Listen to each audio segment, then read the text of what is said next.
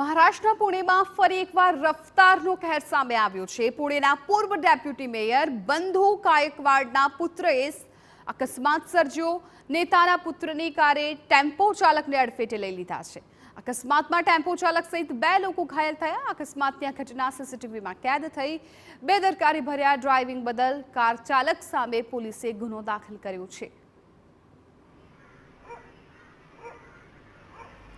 તો આપ આ દ્રશ્યો પણ જોઈ શકો છો કે કેવી રીતે આ કાર ચાલકે સામે આવતા ટેમ્પો ચાલકને અડફેટે લઈ લીધા છે।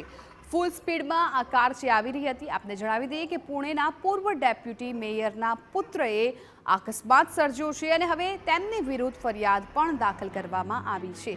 ફરી એકવાર એ દ્રશ્યો જુઓ। અકસ્માતની આખી ઘટના છે સીસીટીવી કેમેરામાં કેદ થઈ છે કે કેવી રીતે એક કાર સ્પીડમાં આવતી હતી અને આગળ જે ટેમ્પો આવતો હતો સામેથી એને ટક્કર મારી હતી અને ટેમ્પોનો કચ્ચર ઘાણ નીકળી ગયો હતો।